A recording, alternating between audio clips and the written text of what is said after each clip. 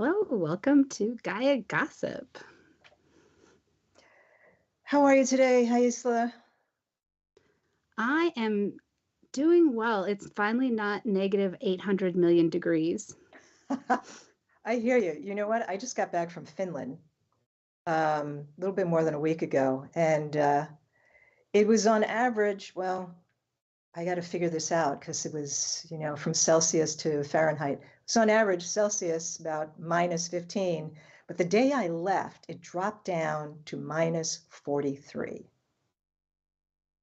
So It's I very feel like cold. I'm in a heat wave now that I'm in Amsterdam, right? It's an absolute heat wave here. Although we My did get goodness. snow, which was very unusual. We got snow for 2 days in a row out here.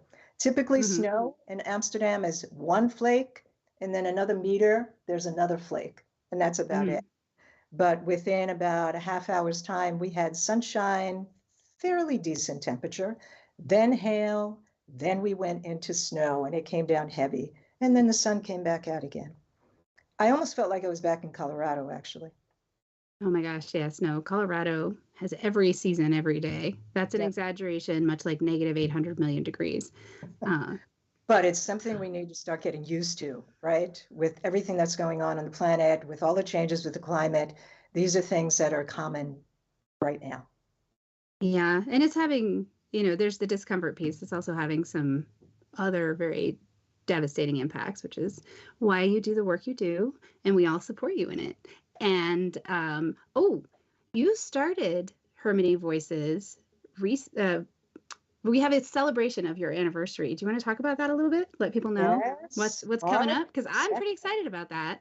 I am pretty excited about it too. I feel like this is kind of like when you have a child and you blink and then suddenly they're taller than you. And Yeah, I do know that. so I can't believe it, but we're coming up on 15 years. March 2nd, which is a Saturday, I believe, this year, we're going to be celebrating 15 years. And thank you to you and to our wonderful marketing person, Victoria. We're going to be having a beautiful gala in Boulder, Colorado on that day. Yeah, it's going to be so special, I think, to be able to celebrate with people and to really honor all the work that you've done over this last 15 years. And you'll be there, right? Or are we celebrating you in effigy? I'll be there. I will be there. Awesome. Okay. Yes. As a matter of fact, this year, so this is very cool because I'll be in New York prior to the date, and I'm bringing mom. Oh, So wow. my 98, almost 98-year-old mother, she'll be celebrating 98 in March, will be joining us for that event. So I'm very That's excited. exciting. Yeah, it is And she exciting. knows how to dance, guys. Like that Like, woman can go. yeah, she put us all to shame. Yeah. And I have mom to thank for a lot of what I've done in the world, right? I started out in the music industry. Morris, as a matter of fact, and we'll be talking to Morris in a little bit. Morris has been in the music industry, and I was the same for many years, particularly in Colorado. And I have mom to thank for that. My mother is a classical vocalist, and so she encouraged me in a number of ways, and that was one. So she never said to me, "Oh, sweetheart, what are you thinking? Get a real job." She was always very encouraging about that. And after so many years, most of my adult career being in the music industry, I found myself doing a whole lot of benefit concerts. And so I thought, well, why not marry the artistic with the humanitarian side? And Her Many Voices was birthed out of that. And when we first started, we were strictly artists responding to humanitarian need, mostly musicians. And then we branched out from there. And as you know, we've got artivists and we've got global communities members who are working with us today. So I'm grateful for the impact my mother has had in my life. She also made it very clear to me, we have a core value at Her Many Voices of whatever I do for another, I do for myself. And that was my mother. She instilled that in me. She also made it very clear that whatever you do to another, you do to yourself, Alicia. So keep that in mind in all things. So thank you, Mom. and I'm very grateful that she's going to be joining us for the gala. Yeah, and I'm looking forward to seeing all of your faces too. And if you want to join us, the tickets are available on our website. And the other thing that I think is really interesting is the very first activity that you did was in Haiti. And you just recently were telling me about a new mobile clinic that you have set up in Haiti. So you're still very active. Can you share a little bit about what's going on now with the community that you were participating in? Absolutely. So many of you probably know that in 2010, Haiti had a massive earthquake, hundreds of thousands of lives lost. Port-au-Prince was completely devastated. And so we started doing work there. I actually was introduced to our new board chair, Tamara Kantav. She'll be stepping in, replacing Vanessa Jameson in that role. Tammy is Haitian. She's Haitian Taino. And so we were introduced. We met, and moments later, literally within weeks of meeting, I met her in Haiti. And we've been attached at the hip ever since. One of the things that we did was, the first thing I wanted to do is I wanted to talk to the women about what is it, how can we support you? And they did say, well, first we want education for our children to start. And then other things rippled after that. You know, there was basically education for them. There were trainings for them. And some of those trainings were around agriculture. Some of it was around, I want to start my own business and that sort of thing. But we've had that presence since 2010. And thank you to Tamara Kantav and the work that we've done together. Shortly after, we founded a school in Truchechou. It's called Saint Alphonse de Cadet. And we also partnered with Jane Wynn and the Wind Farm Ecological Reserve in Kenskov, Haiti. Because of those two connections and two communities, we started branching out into community. And we have built toilets. As a matter of fact, we are either rebuilding now some of the toilets that we've done in the past, as well as we're building new. But one of the requests from the women in Truchechou was to bring a mobile clinic in, particularly for the students of that community. So that's what's happening now. You know, we've done things in the past, especially over COVID. We made sure we had medical teams that came in. We had trainings on everything from hand washing to whatever you need to do around COVID. But since then, they've dealt with things like cholera, malaria, those sort of things. So at any rate, I'm excited about that. We also have other things that are happening in Haiti.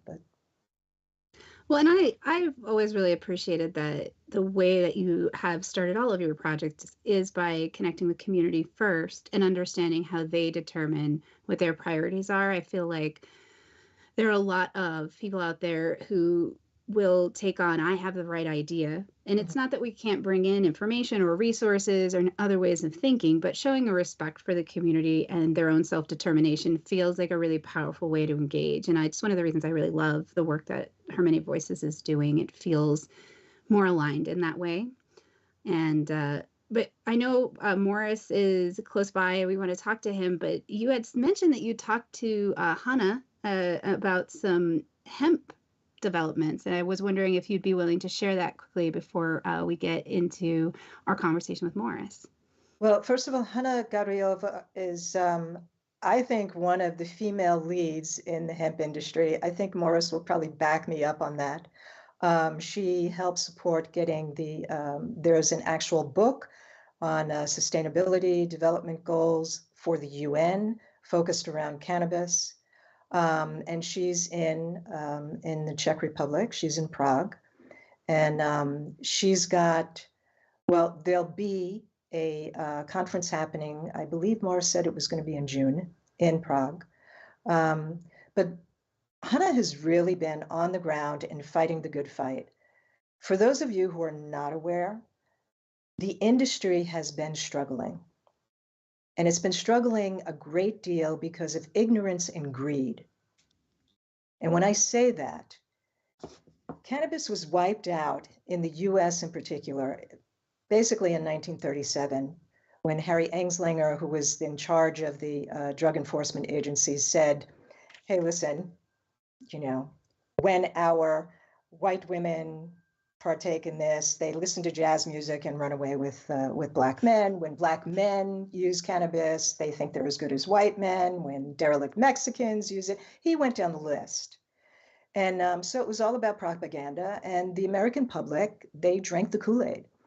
And this was then transferred over into this big drug. And by 1973, good old Richard Nixon, he created this act, right?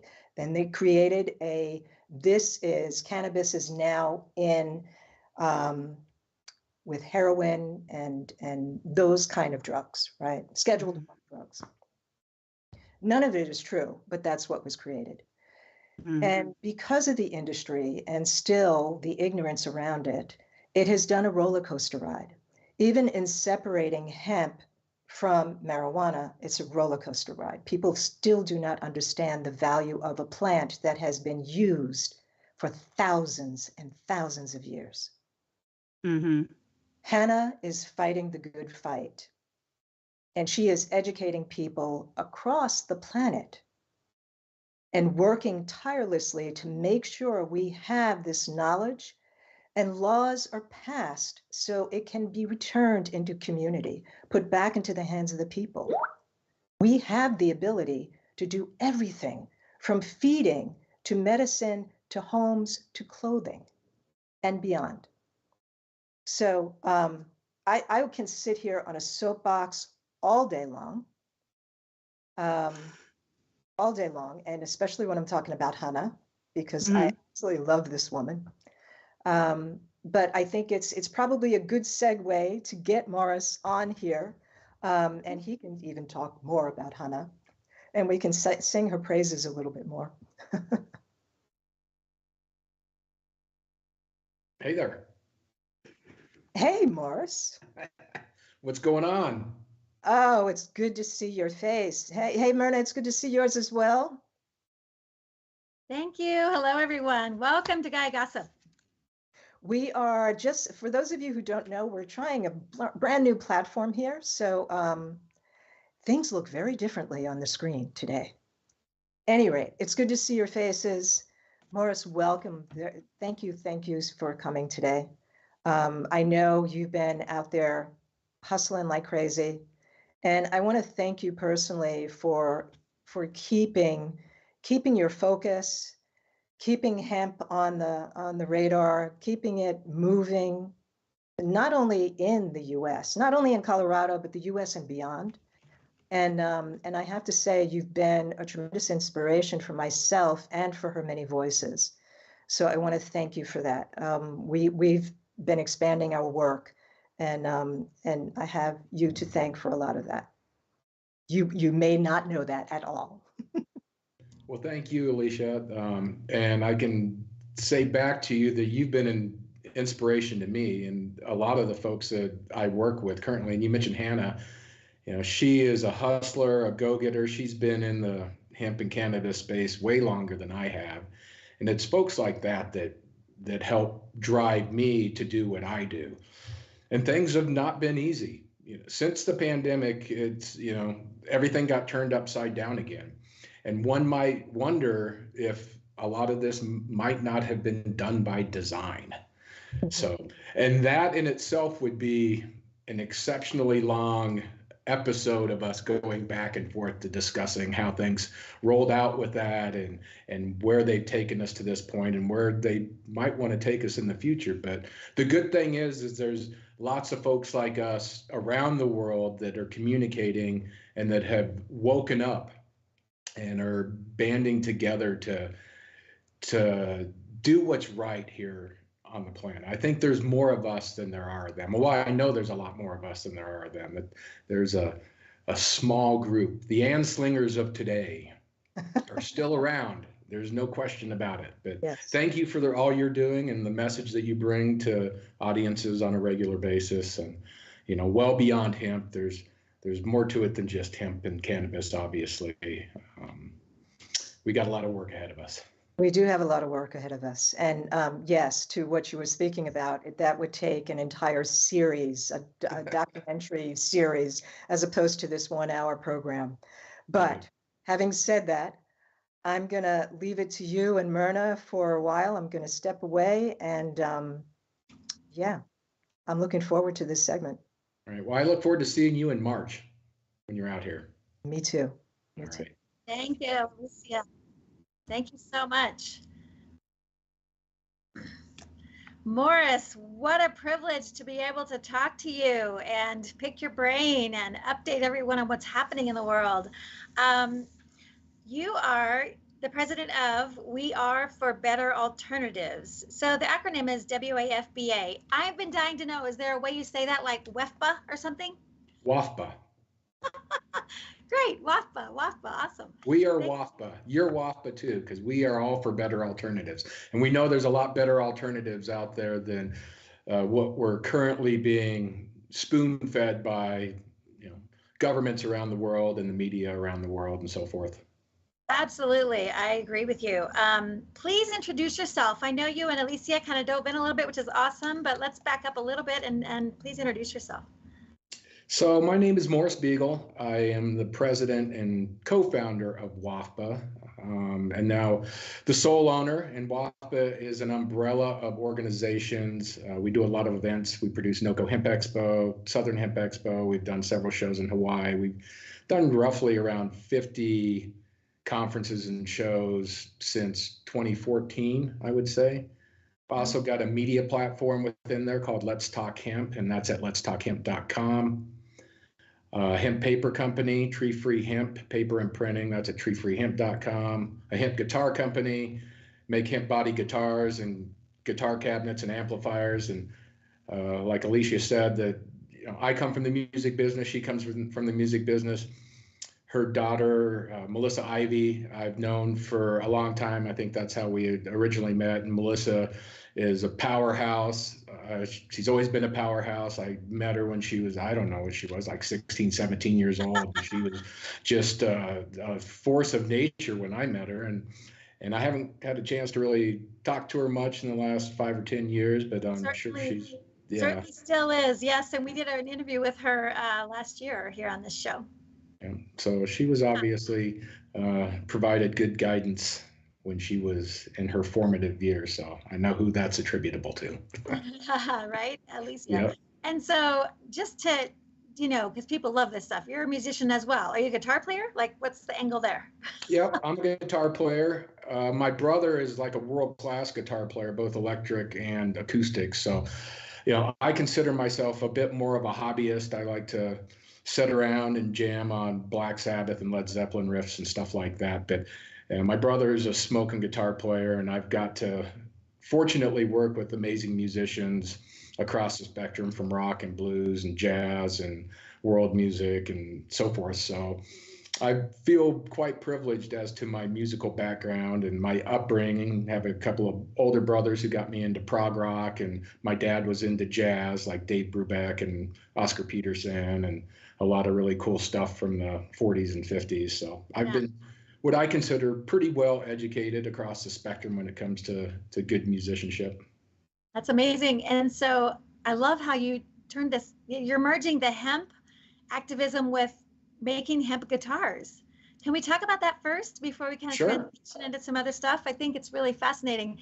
Is that what one of the things you did? Do you kind of merge these two passions? Yeah, so there was a company in Canada called Canadian Hemp Guitars that started in 2013. And so when I started Colorado Hemp Company, hat here, which is a hemp hat, by the way, in 2012, I started working really on the industrial side with apparel and textiles, bags and shoes. I consider myself like the Al Bundy of hemp shoes. I was out there trying to schlep hemp shoes from a company called Wicked Hemp Footwear. But this led to finding out everybody that was kind of doing something in the hemp space. And there was a small little company in Canada called Canadian Hemp Guitars that had started making one-off boutique guitars. And I reached out to them and got a prototype for the first NoCo Hemp Expo and the second NoCo Hemp Expo. And then I asked them to start making me some private label guitars, which they made me a few of them, and then they made me some ukuleles.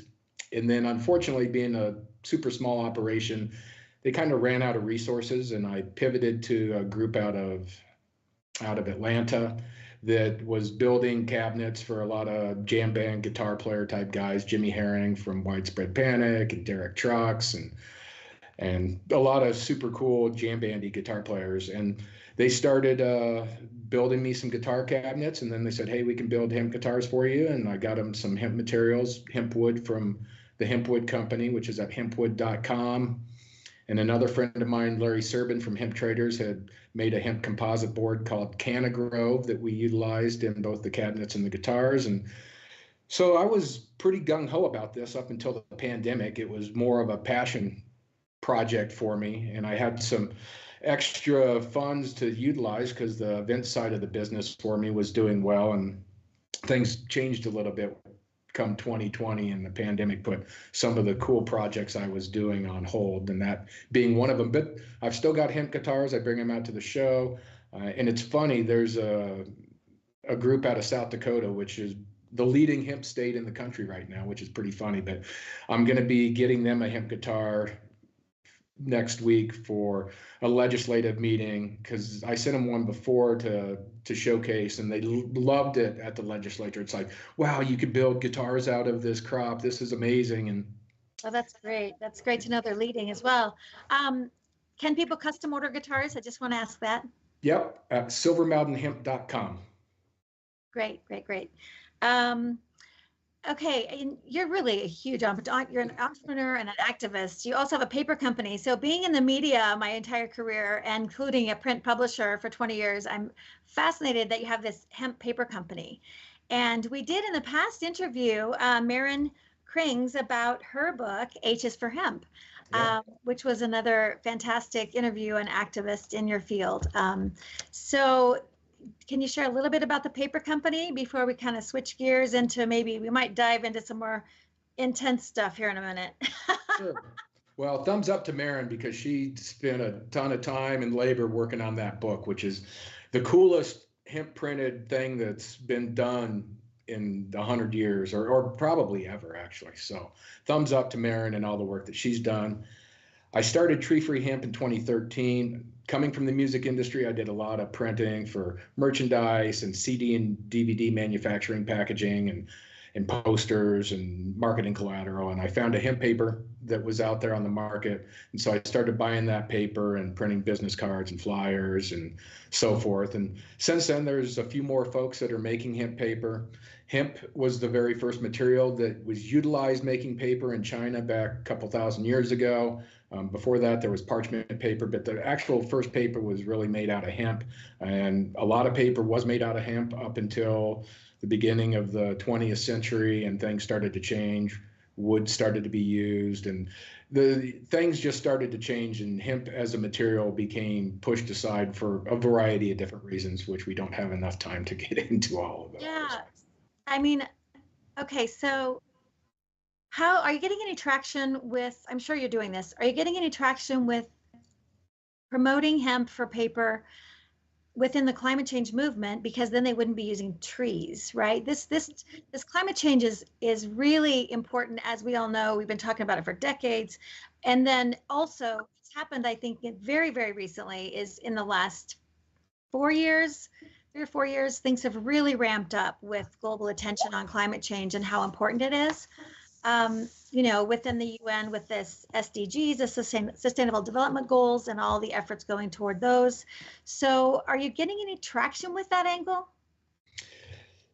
Yeah, to some degree. I think, a lot of the talk from the UN, who is supportive of hemp, they came out with a paper, I think it was back in, maybe it was November of 2022. There's like a 93-page paper, and you can Google UN hemp, and there's a downloadable document. They talk about how it can be incorporated into the climate smart commodity type program and all that stuff. So again, I think that paper companies and paper mills, and they are open to it. The matter is cost at this point in time, and the scale, because we don't have a lot of acreage here on the planet, all across the planet.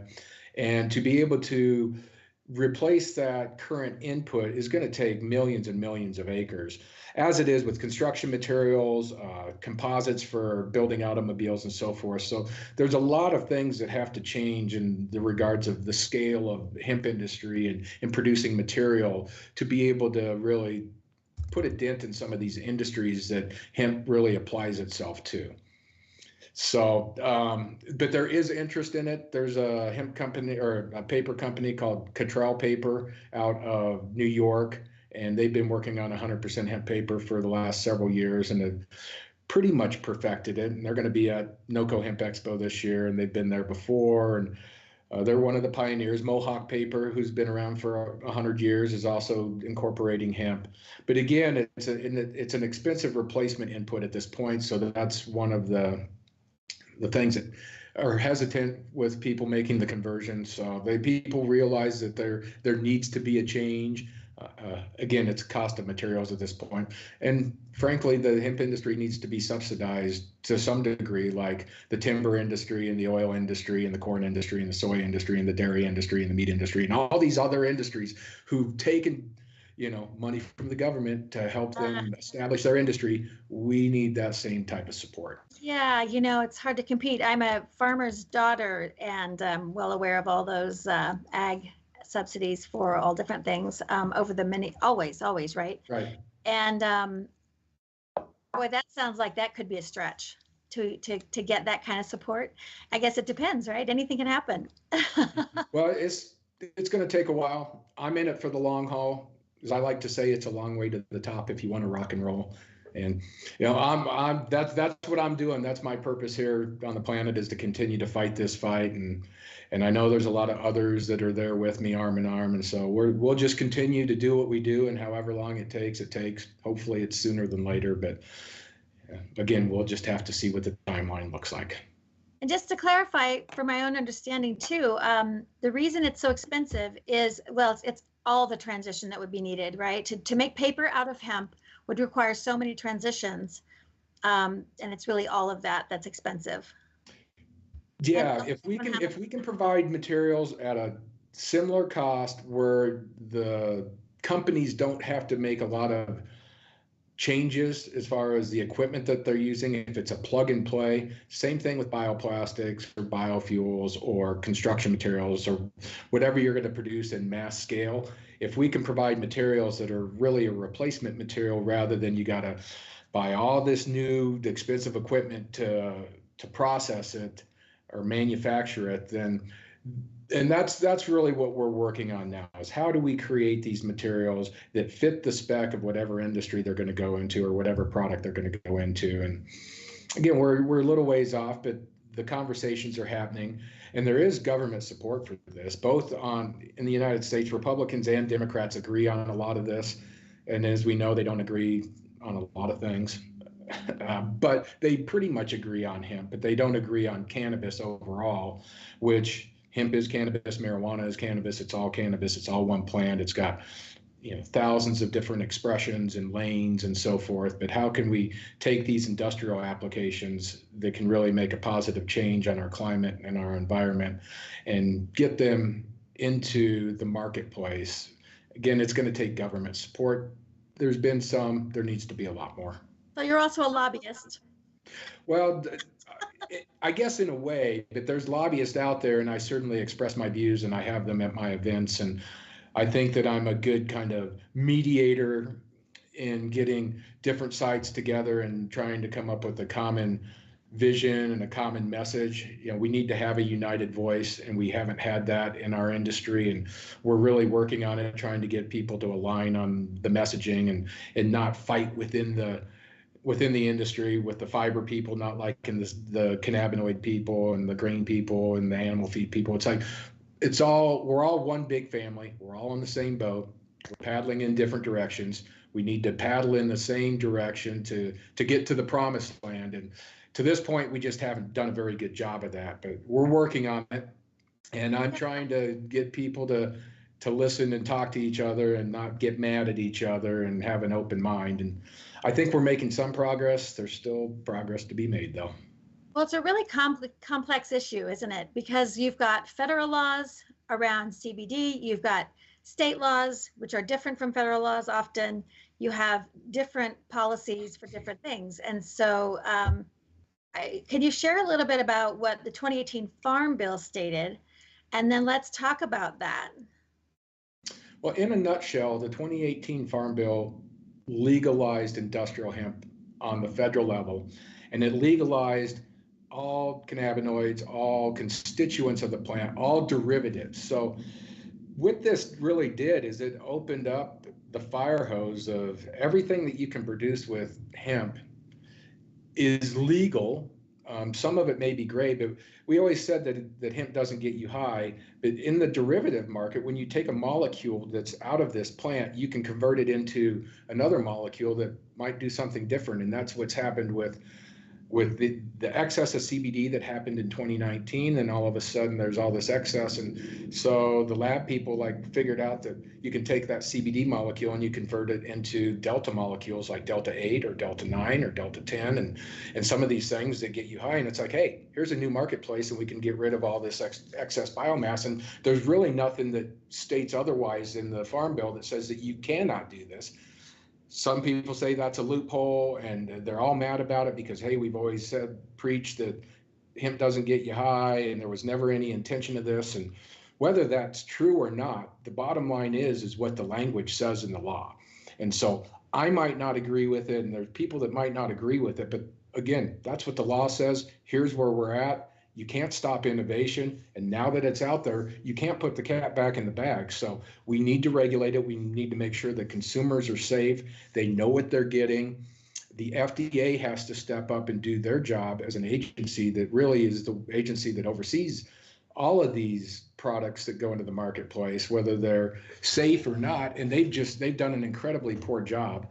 And because of that, it's left investors on the sideline, big retailers, big brands, because the FDA has just not done their job. And so we're trying to force the FDA's hand to do their job, because once these CBD and cannabinoids and the intoxicants get regulated, it's going to help out the fiber and grain side of things. And it's just going to help everything out. We're going to have a clear idea of where all of these different areas of the plant are going to be regulated. And I can tell you that on the industrial side, people wanting to be in the fiber and the grain market, which is non-intoxicating, it's health and wellness. These farmers don't want to grow the crop because of what they've seen in the past, and because of the regulatory hurdles and the issues they have to go through with background checks and costs for testing and all this type of stuff. And I don't blame them. If I was them, I'd rather grow corn or soy or something else where there's a guarantee. But we need to get rid of all that red tape and bureaucracy, and we're working on it. There's a lot of groups working on that, and I think that we're going to make progress on this upcoming Farm Bill that hopefully happens in 2024 and doesn't get kicked to 2025. Were they initially trying to keep the laws separate for industrial hemp as a plant and as a material for making things versus the CBD that people are using for medicinal marijuana and that kind of thing? Were they trying to keep them separate? But then, as you said, this passed in 2018, and there was sort of a loophole. Well, I think everything really got thrown into one bucket as hemp, and that it separated it from the marijuana side because it's 0.3% delta 9 THC. And so anything above that is considered marijuana, which that percentage itself is just a made up percentage from some guy in Canada back in the mid 70s. I think his name was Ernie Smalls, and he himself says that percentage means nothing. And so one of the things is we're going to raise it up to 1%. You can smoke 1% hemp and not get high from it.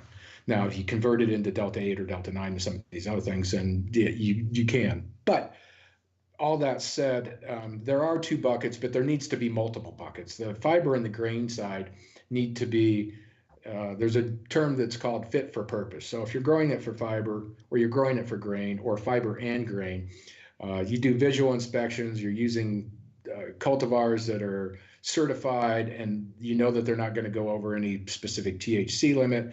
And you're not going to have the expense. Regular corn farmers, soy farmers, any of these folks could grow it, and it's not going to be a burden to get into the marketplace. and you'll hopefully be able to make more money per acre than you would growing some of these other crops. And you can rotate them with these other crops. That's what we want to see, is big corn farmers and soy farmers and wheat farmers rotating this crop in with their crops, and not having to go through background checks and all expensive testing, and just growing it like another crop. And that's the way it should be. That's where we're going to get to at some point, when we get rid of a lot of this chaotic bureaucracy that just does not need to exist. Yeah, that really, I think, illustrates how complicated this issue is from a policy standpoint. So is that one of the things you're hoping for with the new Farm Bill, which may be passed this year and it may not? There has not been any new legislation since 2018. So now hopefully coming up will be an opportunity to really make some changes. Is that one of the things you're hoping for? Yeah, there's a working group of us. There's 33 organizations that have signed on to 7 bullet point priorities for the Farm Bill that encompasses key things for regulating CBD, for providing a lot of regulatory relief for farmers just wanting to grow the fiber and grain. It separates those out for this fit for purpose type thing. Or there's a standalone bill out there, the Industrial Hemp Act of 2023, that lays all this stuff out that we're all supportive of. And if these points would get included in the Farm Bill and the FDA would do their job from a regulatory body, I would say that that's going to kickstart this industry back and bring it back in full force like it was before the Farm Bill, or before the pandemic, with the exception of it. Now it's going to be really driven by the fiber and grain market. Cannabinoids can go out and do their thing, whether that's in the supplement and health and wellness market, or whether it's in the intoxicants market. And then there's the potential of rescheduling marijuana from a Schedule 1 to a Schedule 3, which has got a lot of varying opinions on, does the pharmaceutical industry take over at that point, and what does it do to the medical and recreational programs in various states? A lot of different opinions on that. And again, this is where it becomes so complicated because of all the various different roads that you can go down with what can happen from a government standpoint. It's going to be an interesting next several years. That's all I can say. You know what? We had just had a question come in. Let's go ahead and mention it. Someone is asking, they said, I've heard horror stories of farmers being arrested and having their fields burned. Is that actually happening? And how often? Well, it has happened, and I don't know if it's happened recently, but if your crop went over 0.3%, let's say it's 0.5%, then the law was fairly clear that you can't put that into commerce. Now, you could use it for research and stuff on the farm, but a lot of it just ended up getting burnt. And so we're taking a crop that's got 0.5% THC that's not even going to be utilized for that, and you're destroying it. And the farmer has to eat all that. I mean, it's absolutely asinine, these type of regulations. I can't even believe that we have this type of stuff here in 2020, 2024, whatever year it is. It's like, I would think that humanity would have evolved further than where we have now. But there's certain factions, and unfortunately, Republicans, you're part of that, and not all Republicans. But if we're talking freedom and conservationism and what the founding fathers created here in the United States based on those principles, how they would ever forbid this plant that all of our founders grew. I mean, they all were involved in this market. Hemp was a huge thing back in the 1700s and the 1800s. And here we are, and it's all politics. It's all greed. Alicia said this in the get-go. It's like, this comes down to greed. This is industry interest.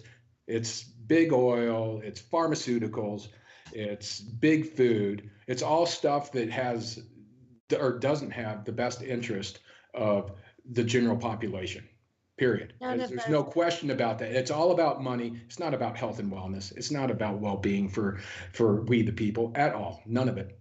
None of those organizations, the big oil, the big tech, not big tech, but big ag and those companies, they don't want this to come into play because they lose money. Well, they can participate too, and they're looking at it, but and they will be involved once they're in a position where they're going to want to own it. So again, we'll see how that all works out too. I think that we're just in need of a huge paradigm shift as a planet, as humanity, to look at things differently, and all of us need to take the power from that small group, that 1% or whatever that percentage is of them. Sometimes it seems like organizations are successful in breaking that barrier, which is a very difficult barrier to break. I'm very well aware, especially with such huge lobbies for big oil and big ag and all these organizations. The barrier can be broken, it seems like, by making a crack, right? A crack somewhere, and then things can get started, and that's possibly already happened. With you, if is there a way? Have you seen that happen? Is there been a crack that's getting through? And I go back to climate change, right? Changing and how powerful hemp is for addressing climate change in many different ways. Is that possibly a crack, or has there been a different kind of progress that we could call a crack into that? No, I think there's a crack, and I think you see that with the United Nations showing support for it. I think you see that with the WHO showing support for CBD, and that it's that there's very little adverse reaction, and they think that it's a safe compound. And I think that you see that with the regenerative agriculture movement, where they're starting to make a lot of inroads and a lot of noise. And we know that we need to grow regeneratively to sequester carbon, to rebuild our ecosystems. And hemp fits really well into that whole regenerative model. And so when you see kind of the hemp industry and the regenerative farming industry and some of these other natural holistic approaches starting to work together, and if they're, and synergistically together, I think that will create a bigger crack. And so how do we create this huge crack that will sink the ship that's keeping all of us oppressed? That's what we're working on. We need to crack the bow of the ship and sink that thing. I love it. It's so well put. That's really, really amazing. And I couldn't agree more. I think it's the right direction. It's where we need to go. The benefits are so incredible for not just for the climate, of course, but for humanity, right? They really are. Yeah. Here is a question. What benefits to the land does hemp farming hold, and how will that support sustainability? And we've talked about this a tiny bit with regenerative agriculture. Can you go into that a little bit more? And then I can't wait to talk about NoCo as well. Oh, okay, yeah. You started this Northern Colorado, and now it's global, right? Your conference is a global conference about advocating for hemp, and this year it's in Estes Park, April 11th to the 13th.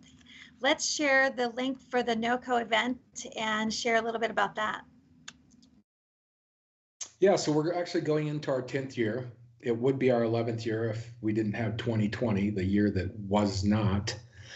But we're excited. So we started in Northern Colorado, we ended up in Denver, then we went to Southern Colorado last year. And so NoCo went to SoCo, and now NoCo is back to NoCo, moving to Estes Park. They wanted us there since 2018. Beautiful city. We've got a cool little venue, and I'm really excited for the industry to come together there. We've got 4 conferences, including the Innovate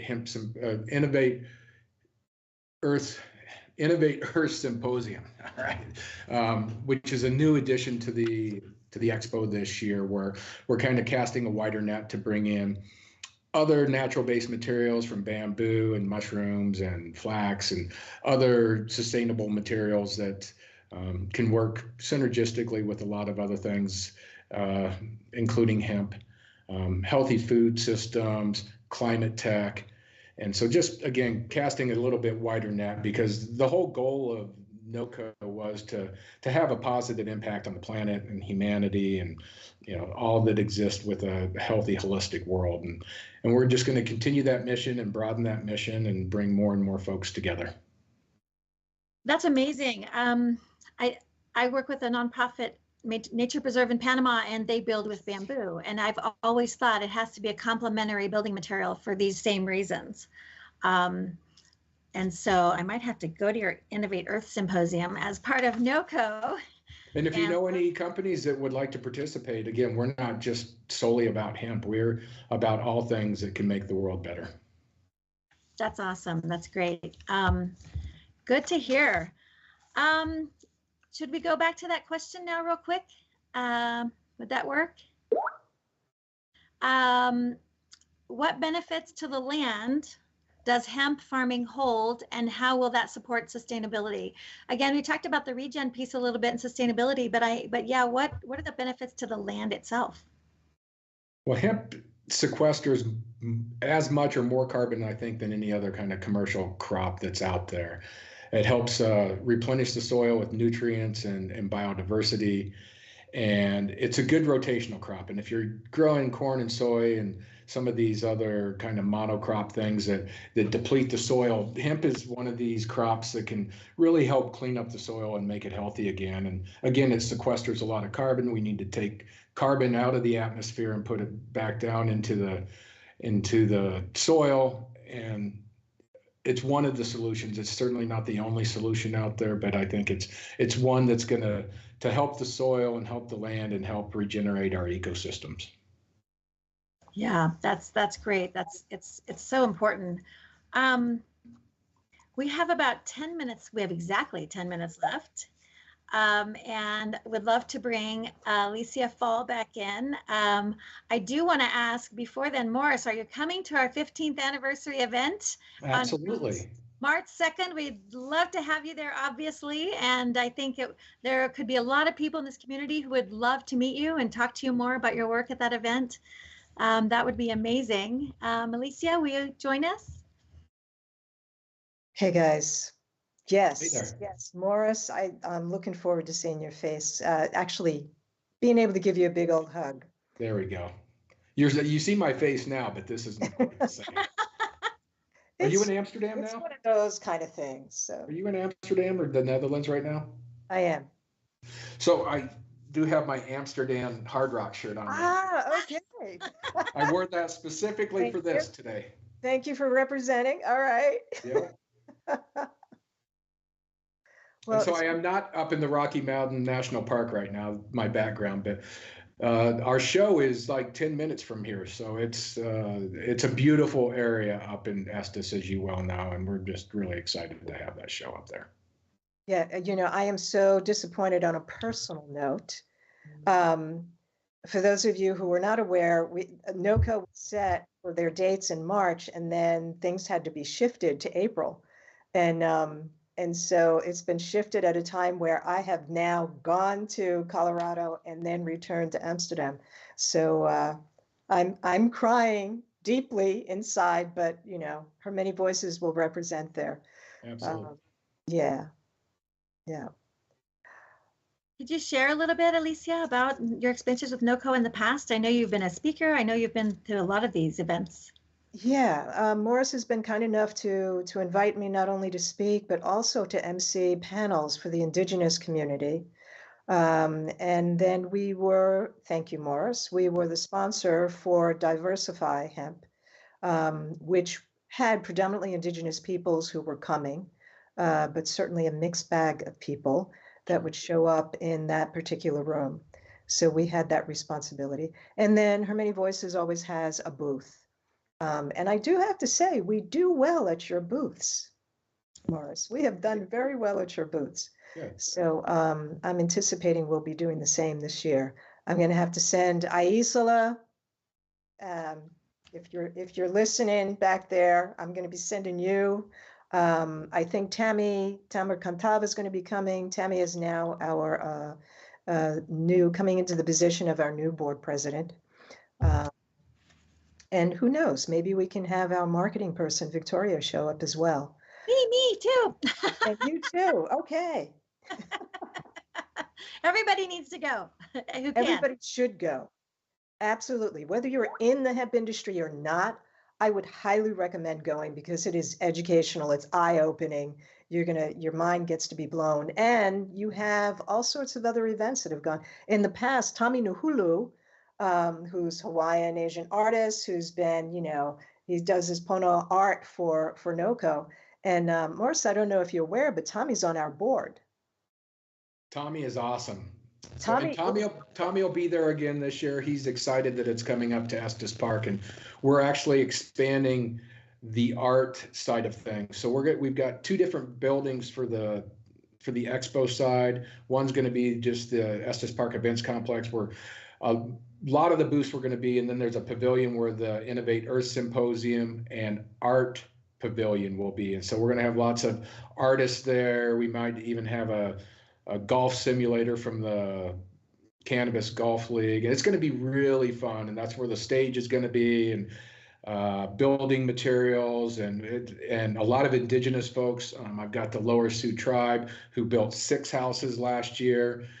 They're going to be one of the supporting sponsors of it. And they've got like 62 houses on track for, I don't know, the next 3 to 5 years. And those guys are kicking ass up in Minnesota. And what's great is the natives are really showing what can be done, and they've got less restrictions to do some of the things that that a lot of us want to do. And so I think that our indigenous representation this year is going to be more than it ever has been, and I'm super excited to see that.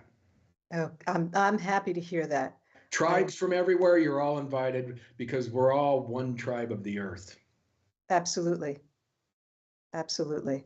That's awesome. You were speaking about Tommy. I'll just share. He's also going to be at the anniversary event on March 2nd, doing a live. He's going to do a live painting, Alicia. Yes, he is. Tommy's rocking it for us. He joined us for the Children in Nature Network. He did live painting there, and so he's going to be doing the same thing for our March 2nd gala. Yeah. Great. He's got a good heart. He's got my heart, that's for sure. We are family. Yes. Speaking to family, one of the other things, Morris, you might not be aware of, is that Hermione Voices and I have gone into business with Ed Larberger and Pure Hemp Technologies. Oh, great. I want to do the sexy work of making hemp toilet paper. And so this is something.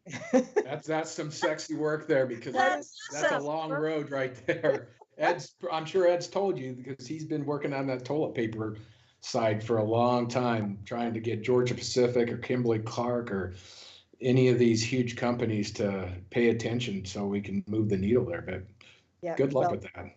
Yeah, thank you. Mohawk Paper Company actually jumped on. So good. Things are moving. Things good. Are move there. Yeah.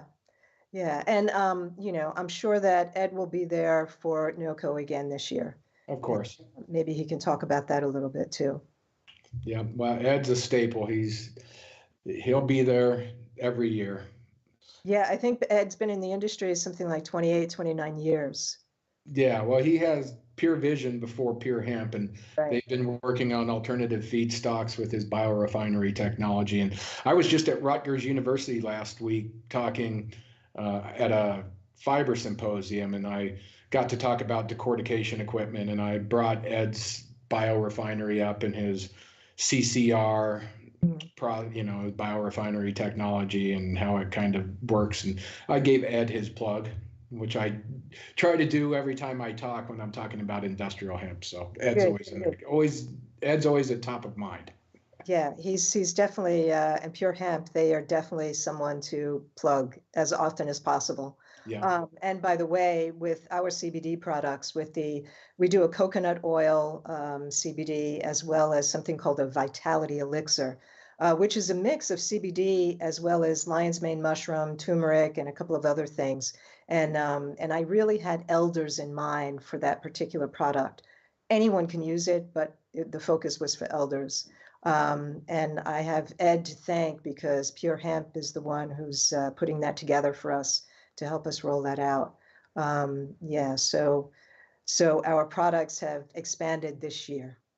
Well, it's good to see the combination of CBD and functional mushrooms and other compounds of turmerics and stuff like that. I think we're just on the beginning stages of where all these formulations can go and how they can help our body and so forth. Morris, we just have a couple minutes. Is there anything we didn't talk about that you wanted to talk about real quick before we go? I don't know. Did we miss anything from our little, our warm-up call that we did the other day? I don't think so, but Alicia, anything else as well? I think we pretty much covered it. Of course, after the end of this, 3 o'clock in the morning, I'll go, Oh, one thing, you mentioned Prague. So we're doing an event in Prague on June 5th through the 7th. It's the 21st EIHA conference, which is the European Industrial Hemp Association. I have taken over the organization of that event, and then we're adding an Experience Hemp Prague exposition, which I'm bringing kind of that exposition side of it and organizing the event. And then the EIHA folks will do the programming for the conference. But really looking forward to developing this relationship.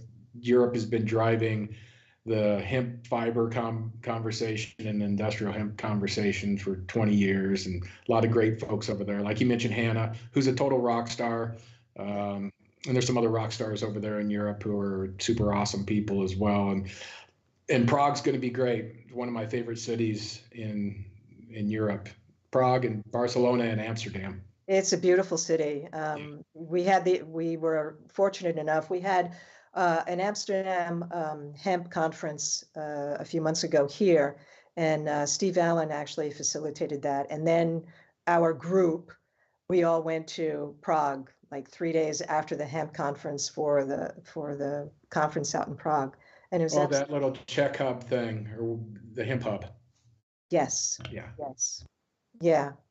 So a whole lot more happening. We're going through a roller coaster ride for this industry, but there's a lot happening. And like you said, Morris, there are a lot of there are a lot more people like us as opposed to those who are being resistant. There are a lot more people who are giving and full of heart as opposed to those who are in that greed and holding back. So I have hope. I have hope too. Yeah. Absolutely. We've come a long way too, right? We have. Yeah. Thank you, Morris and Alicia, so much for joining us for Gaia Gossip. This was a wonderful chat. Thank you so much. Thank you. Thank you all.